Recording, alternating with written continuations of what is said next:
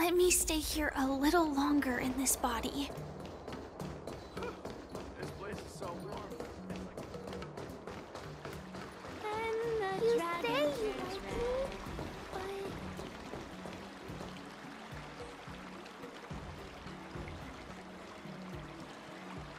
All right. Now that you're in position, Miss March, let's get this lesson started. I'm not good at acting all master-like. Since Grandpa asked me to teach you swordplay, I won't hold back any secrets. Oh, thank you so much, Masters! Oh, wait. Does this mean our training is only officially starting right... After all, we need to watch you practice for a few days before we can figure out how talented you are, right? So, how'd I do, Master? You're definitely talented, Miss March. Hey, here you are. Did you hear that? These two masters just called me a swordplay genius.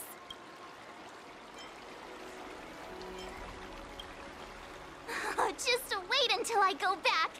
Everyone's going to be so wowed by my new... Swordplay requires rigorous training. Before we start, Miss March, you need to find a clear reason to keep you motivated while you train. It doesn't have to be something huge, but it needs to be clear.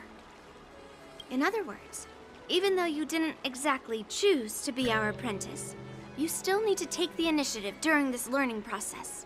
I once had the honor of learning swordplay from a master. She asked me why I started training at such a young age, why I wielded a sword. So, for our first lesson, I'd like to ask you the same question.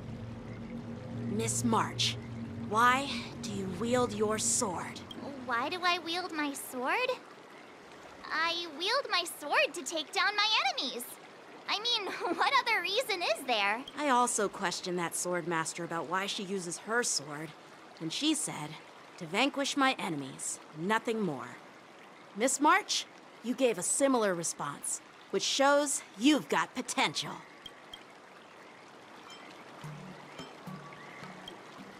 The best way to take down your enemy is with a blaster gun. I heard a hero say something like that in an immersia. He also mentioned that sword training can push a person's physical abilities to their ultimate limit. Seems like you've seen your fair share of immersion, Miss March. But if you want my opinion, if your goal is self-improvement, you'll feel just as accomplished even if you put down the sword and go back to your bow. Oh, come on. Don't listen to his empty talk. Oh? Now I'm curious to hear what Master Yunli has to say. Let me ask you something, March. Do you have any specific goals for learning swordplay? Like achieving a certain ranking in the war dance, or maybe you want to defeat someone? Like Yanqing, or me? Who do I want to defeat? Him? Dan Heng? Himeko? Or Mr. Yang? If you can't think of anyone specific, why not set a simpler goal? Like, how many opponents do you want to defeat at once with a sword? I'll fight 10! 10? Oops, that just slipped out. It's actually another line from an immersion. Yeah, I really like them. So what? I think I figured out what's motivated March to learn swordplay. Could it possibly be immersia about swordmasters? Hey, now that you mention it, that actually makes sense. I'm super interested in Xianzhou immersia and novels. Even though I use a bow, almost all the great heroes in those immersia use swords. So I want to be a swordmaster too. See?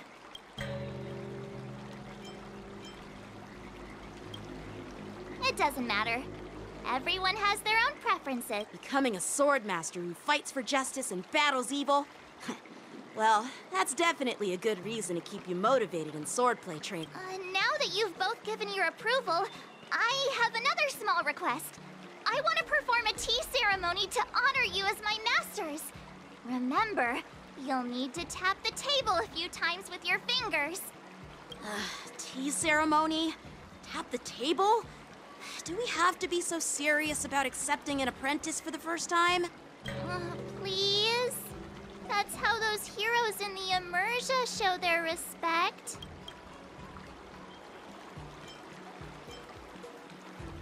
Play along? Let's just stop wasting time. Just treat us to some milk tea. And then we can start our real swordplay training. Yeah! All right, let's go. To the Sleepless Earl.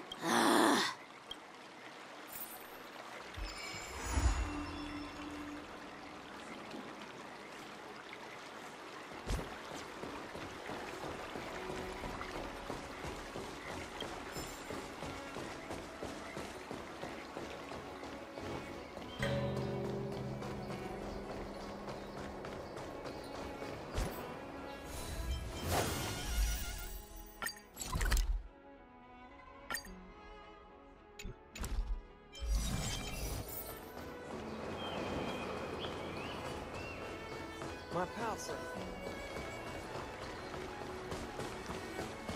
Ever since March started learning swordplay from Yenqing and Yunli, her voice has been absent on the Express. I wonder how well she's progressing. Where has she been these days?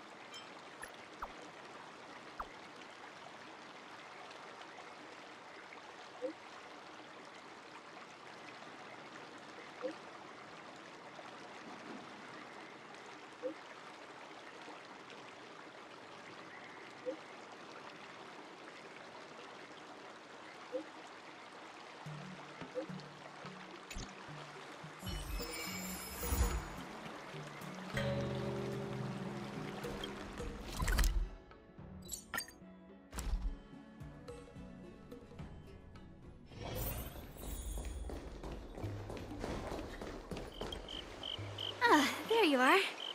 I was looking around before you got here. I already looked everywhere, but March 7th is nowhere to be found. Forget it. Let's just assume she successfully skipped class. Actually, she's been quite diligent in her swordplay practice and hasn't taken many breaks lately. I think she deserves a day off. Besides, I used to skip classes even more than her back when I was still learning. If I was in the mood, I could train for 3 days straight. But if I wasn't in the mood, none of my seniors could find me. So, I can understand where she's coming from. Don't make excuses for her. Since you're here, let me treat you to some tasty food. I'm more interested in you today. Let's walk and talk.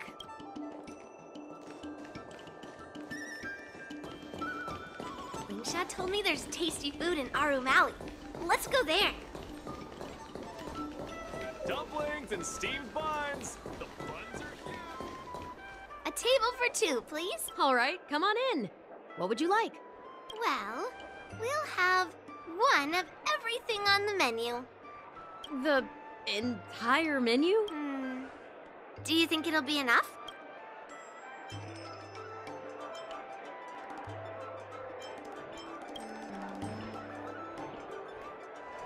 Oh, don't worry. There are two of us. Well, then I'll start making a few dishes, and if you need more, just let me know. Thank you.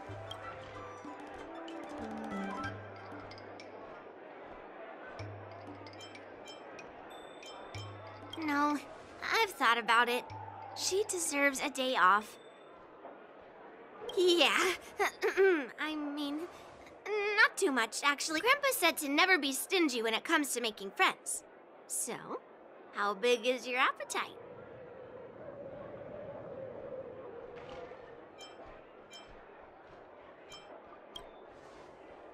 Ah, then eat to your heart's content. Well, to be more precise, I'm interested in your sword. Yenqing mentioned you before. He said that you're not to be underestimated, and that your weapon has a unique shape. So I've always been curious about your sword. How the weight is distributed, what material it's made of, whether it contains any special ingenia, and what kind of sword techniques you use.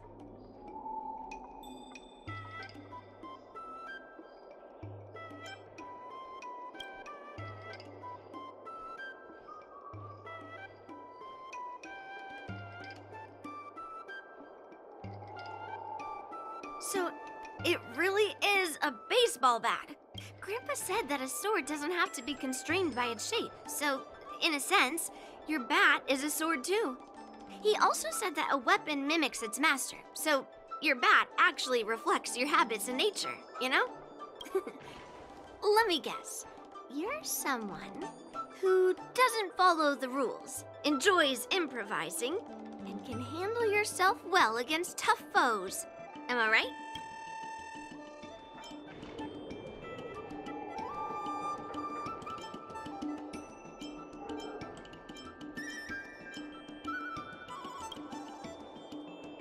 Oh, really? But I never guess wrong. I've come across so many sword wielders who acted all righteous and moral, but were really just liars. Their swords always told the truth, though. I've hunted down hundreds of swords like this so far, and every single one of them has been melted down. Yes, but only for those who cross the line. Melting their swords is my way of protecting those weapons, but just looking at a sword is not enough. Grandpa always says, words and expressions can be deceiving, but in a fight to the death, a sword's movements never lie. The war dance is just around the corner. You'll be participating, right? Miss Yunli, for talented sword masters like you, the war dance is a perfect opportunity to show off your skills and make a name for yourself. But for people like him, who have already made significant contributions to the Xianzhou, they maybe don't need to prove themselves on the war dance stage. It has been a while, Mr. Nameless. And you are? Thank you for your introduction, Mr. Nameless. I'm Shi Kuei, and I work in the Palace of Astrum as the secretary for the Helmmaster. I apologize for interrupting your conversation. I happened to hear you discussing the war dance. And since this person is an old acquaintance, I thought I'd come and say hello. Yes, with the war dance approaching, many guests from afar are pouring in. Mr. Pavo here is one of them. He's from the distant planet Kalevala. Mr. Pavo's planet recently joined the Pan-Cosmic Trade System. He brought his delegation here this time, not only for business, but also to return something that belongs to the Xianzhou. Miss Shi Kuei, the word gift is perhaps more fitting than return. While it did once belong to the Xianzhou, we faced many tribulations to be able to deliver it here, so it should be considered a gift. I apologize for my poor choice of words. Mr. Pavo's delegation brought a legendary Xianzhou sword that had been lost for centuries. General Huayan plans to personally thank them at the Palace of Astrum and present the sword as a prize to the champion of the war dance. Since you two were talking so enthusiastically about the war dance, maybe you'd be interested in joining us at the Palace of Astrum?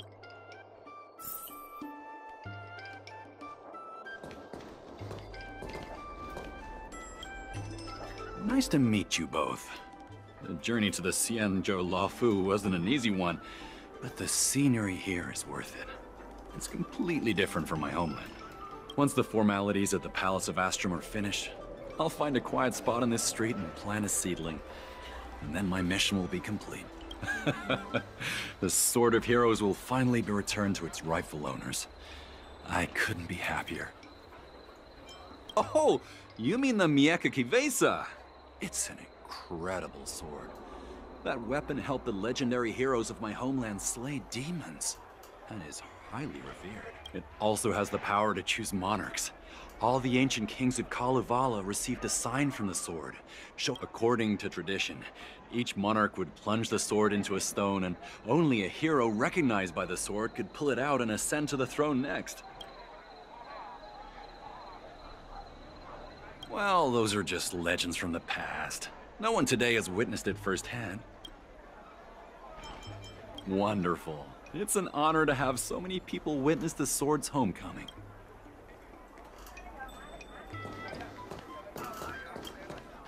Let's head to the Palace of Astrum together. Hmm?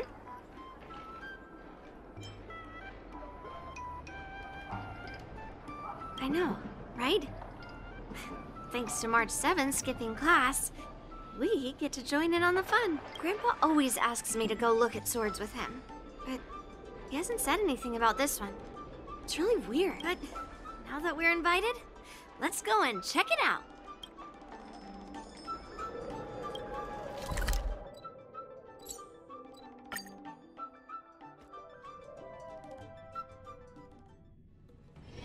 Let me stay here a little longer in this body.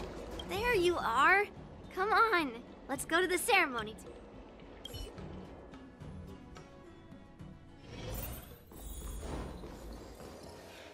Please allow me to offer a sincere compliment, my fair lady. Your beauty is as pure as a snow-white iris. Well, if it isn't my dear friend! Glad to meet you again. Who is this weirdo? Who is this knight? I am Argenti, a member of the Knights of Beauty. I was invited as a part of the Kalevala delegation to escort the legendary Mieka-Kivesa back to the Xianzhou. May I have the honor of knowing your name? My name is Yunli. What a beautiful name. I wonder if you have ever heard the holy name of the pure and flawless goddess Adrilla. Oh, you're here, Yunli. Didn't expect you to be so well informed. Well, now that you're here, don't forget your manners. Manners. Come on. You won't find another granddaughter as polite and well-behaved as me.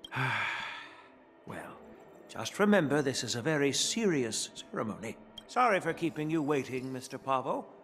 Now, let the sword gifting ceremony begin. Before the ceremony officially commences, I want to express my gratitude to the Knight Argenti.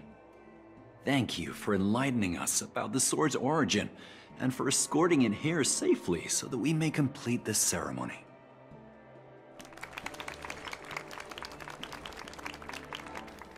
On behalf of the Kalevalan delegation, I, Pavel Kalistaya, am here to return the legendary Mieka-Kivesa to the Xianzhou Alliance, its rightful homeland. I'm truly grateful for Kalevala's noble act of returning the sword and for the Knight of Beauty's chivalry. Now, as we gather here on the Xianzhou Luofu, I officially welcome the sword back to its homeland. Mieka-Kivesa. It's a fitting name for a sword with such a legendary past. I still remember the name engraved on this sword the day it was forged. Guyin. It was forged by Hangguang, a craftsman from the Zhu Ming's Pyrojaya Forge. Wait, a Hangguang? Although its blade is worn and cracked, its essence remains as resilient as the Xianzhou Cloud Knights.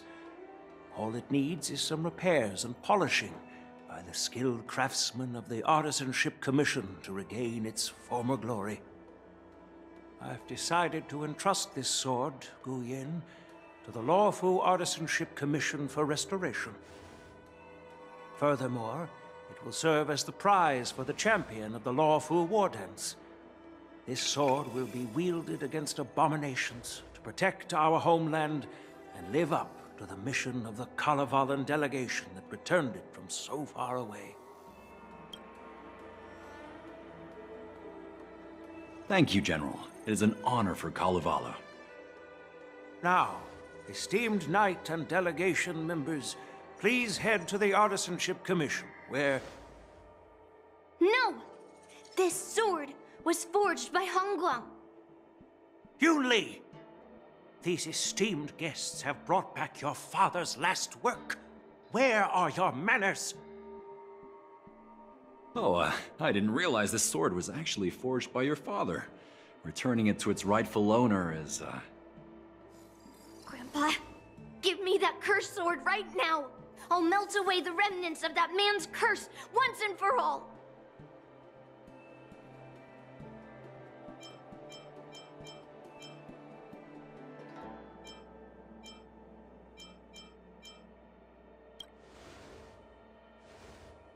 Don't be rude, Yunli. Apologize to our esteemed guests.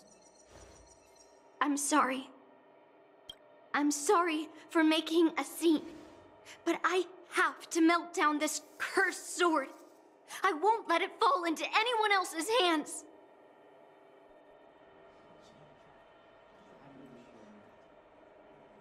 Yunli, please, go.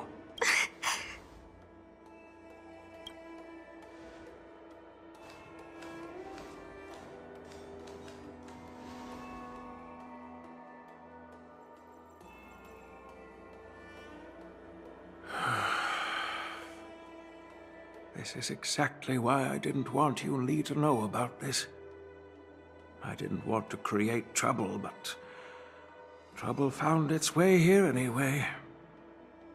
Perhaps it really is divine intervention. Could you, please, keep an eye on Yunli for me?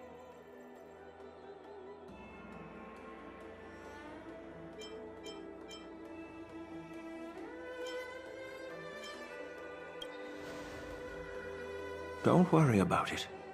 I need your help on this. I apologize for the unfortunate interruption. Let us move on with the ceremony.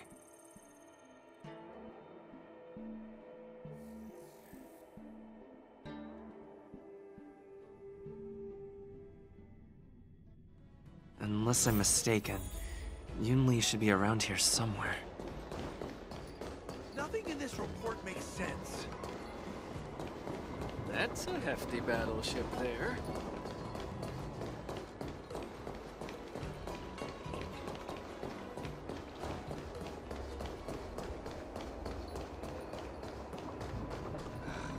Did you put up the ads this time?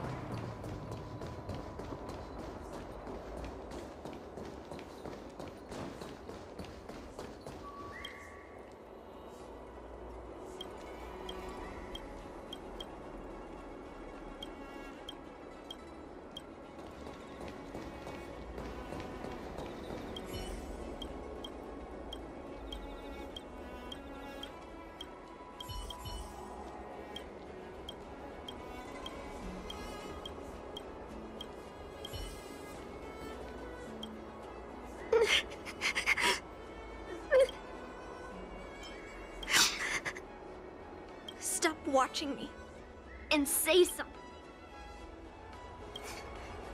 Did Grandpa send you to look for me? I bet he did.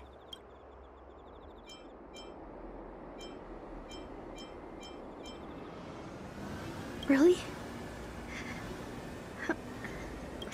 Just so you know, I'm here just waiting for the perfect moment to snatch that sword. And once I have it, I'll melt it down before anyone can react. Don't even think about stopping me.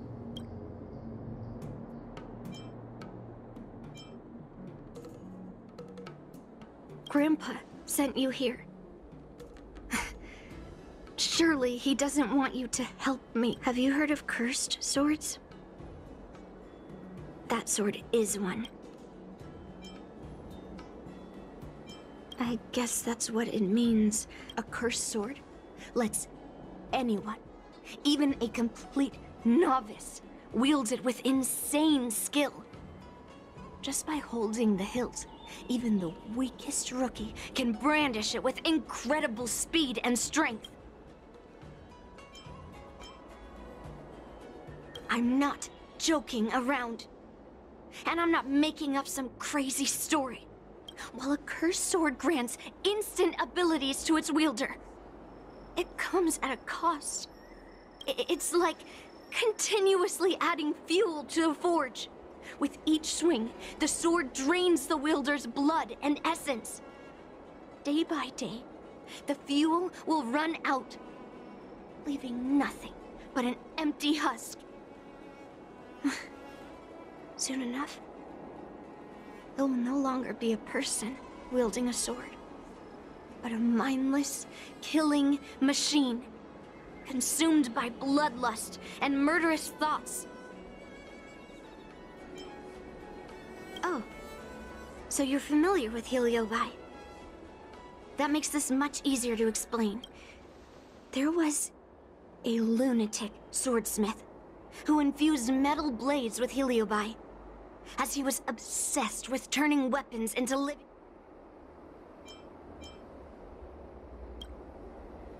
I know, I shouldn't have caused a scene at the sword gifting ceremony.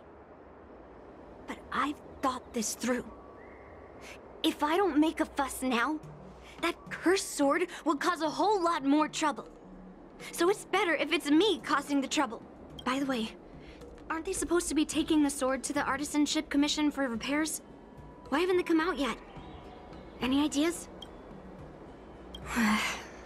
Looks like they're not going to show up here. I'll just head straight to the Artisanship Commission. It doesn't matter why Grandpa chose that sword. I won't let it fall into anyone else's hand. I'll track down every single sword he forged and melt them down one after another. Just like I've been doing all these years. I have to go now. Is she planning to sneak into the Artisanship Commission and steal that sword?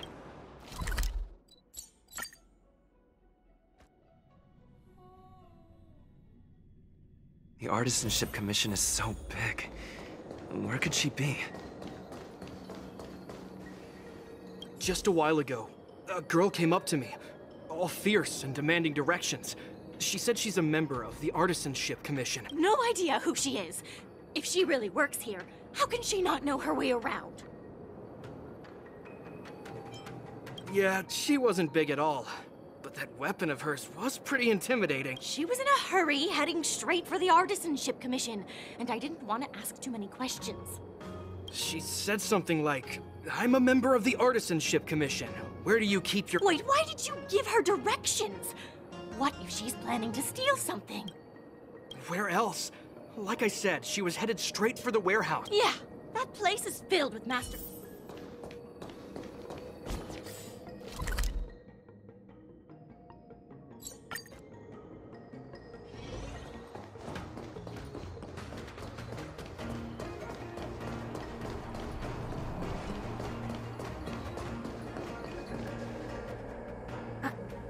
What are you doing here? Look, if I get into trouble, it's my problem. I don't want to drag you into it. Fine. Let's smash these metal cans first. Then we can talk. Let the show begin! Let's improvise. Detonate! Until everything burns to ashes! Treasonous! Attack detected! Time to mix things up!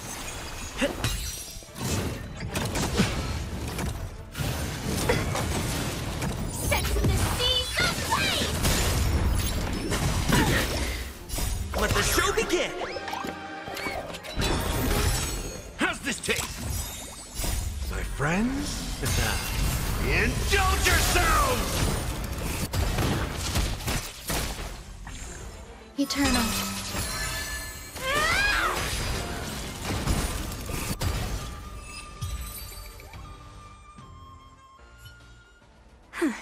That was the last of them. Thank you for helping me out. This place is heavily guarded. But there's nothing but automatons. Where is the arsenal? Seems like not even those craftsmen know where the arsenal is. At this rate, we won't find anything. And Grandpa might take me away before I can do anything. You're not really here to help me. You're here to stop me, right?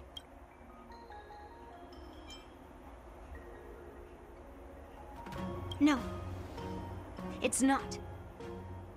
Grandpa made a promise to the delegation, and going back on his word would tarnish his reputation and make things difficult for the Lof. But leaving that cursed sword here will also make things difficult for the Lofu. So all things considered, the best outcome... You probably think I'm being impulsive and unreasonable, right?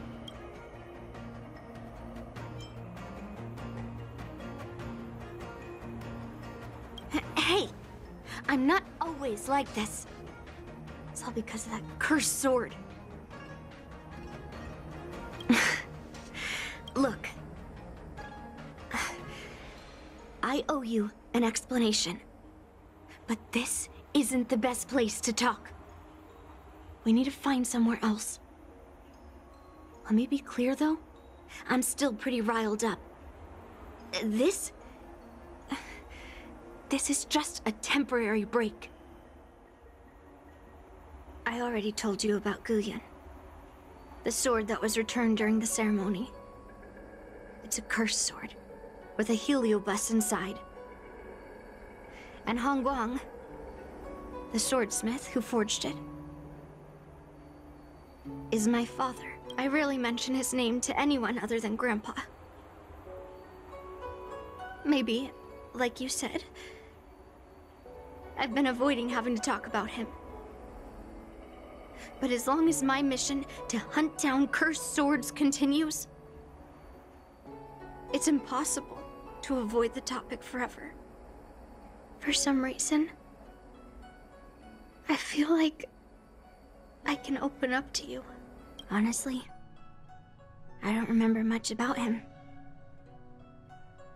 All I know is that the Pyrogyre Forge used to be a bustling place, with people from all over coming to get one of his swords. They called him... I didn't catch all the details, but I do remember seeing him forge those amazing swords, while the visitors watched with smiles on their faces. The swords crafted by the Pyrogyre Forge are famed across the stars. They possess exceptional sharpness and invincibility. With these legendary weapons, even ordinary people can become skilled warriors. But then, he became obsessed with becoming a famed swordsmith, and started crossing all sorts of lines. He forged cursed swords that should never exist. And all those people who desired those twisted swords started flooding into the palace. However, just like Grandpa said, the palace was overrun with visitors from afar. Some left empty-handed. Others got swords that didn't fulfill their desires. And some even resorted to stealing. And in the midst of all the chaos my father created, he ended up being stabbed by one of the swords he forged. It was so sudden and unexpected. Everything went silent for a moment. All I could hear was the sound of bones breaking. I was frozen in place, unable to move. It was only when my mother pushed me away from the deadly swing of the cursed sword that I managed to escape.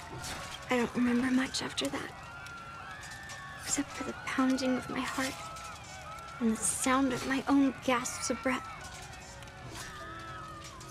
I could hear the smiths in the Pyrogyre Forge shouting, "Run away, Yunli." My tears wouldn't stop, and I couldn't see anything. I kept gasping for air until I collapsed in a pool of blood. If General Huayan hadn't arrived in time, I probably wouldn't be here talking.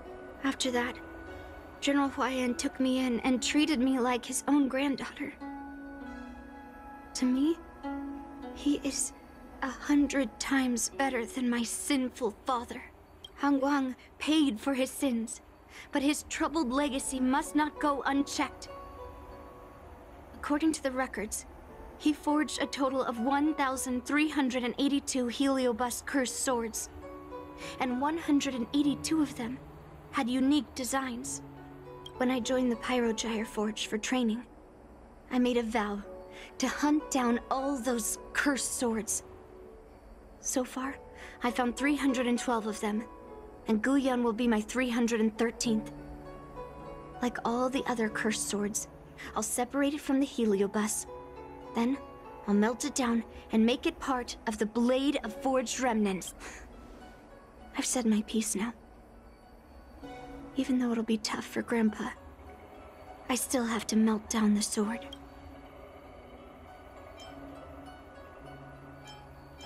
So, you're saying, even though Grandpa knew it was a cursed sword, he still chose it to be a prize because he thought it wouldn't cause any trouble? No. No matter how I think about it, something is definitely besides. After our argument today, you want me to go back and talk to him now? No way. At least not today. Somehow, after talking to you, I feel like I've cooled off a bit. Well, I'll have an honest conversation with Grandpa tomorrow. And I won't take any action against Guyan until he gives me his reasons. Yeah, I shouldn't have done that in a public place. Anyway, thank you. We'll catch up tomorrow.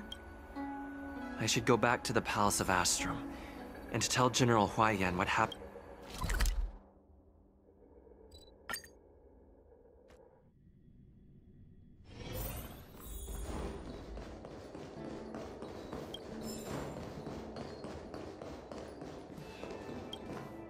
My granddaughter didn't cause any trouble, did she, young man?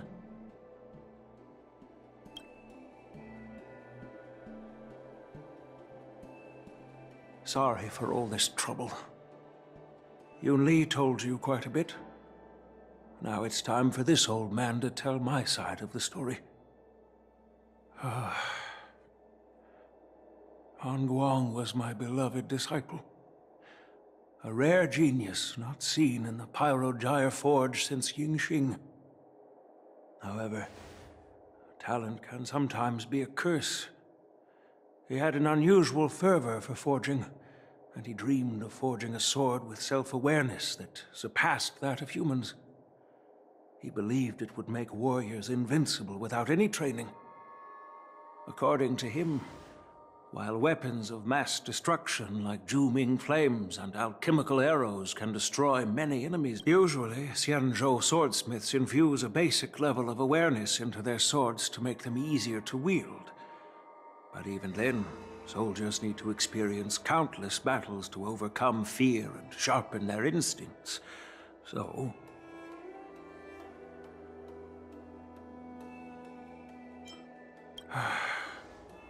by infusing Heliobi into swords, he managed to forge weapons that could grant their wielders strength and valor, and even make decisions for them.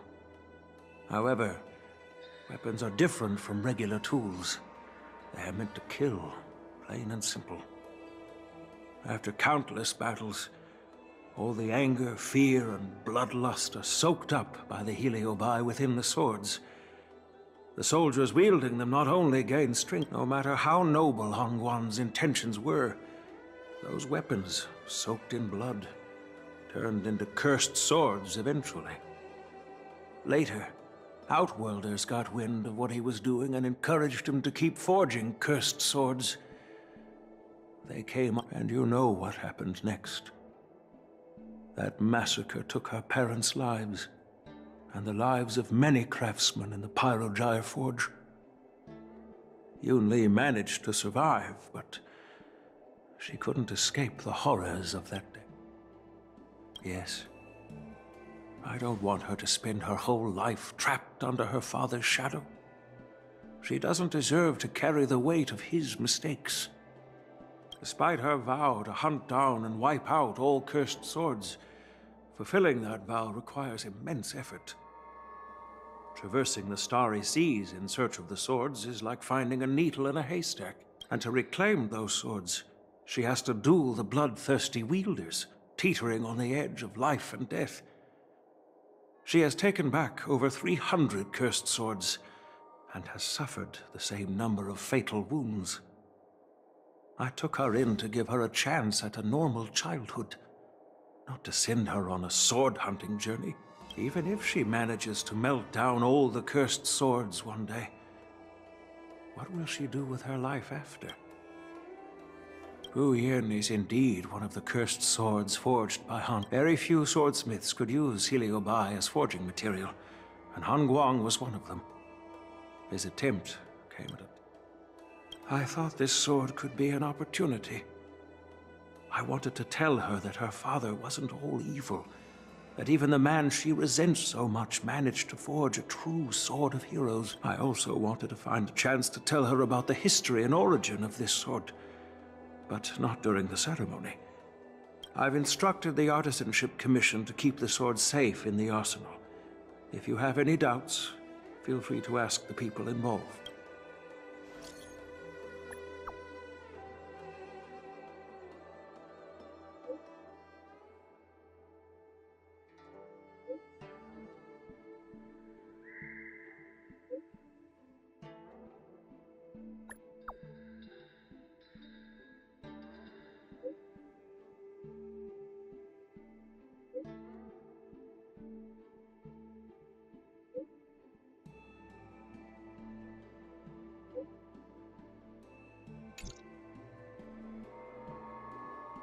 Since my granddaughter mentioned talking to me tomorrow, I'll be waiting for her.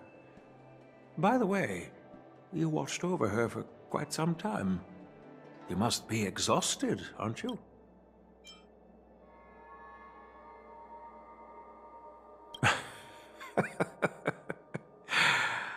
I'll be counting on you then. Time to go back and find that class-skipping March 7th.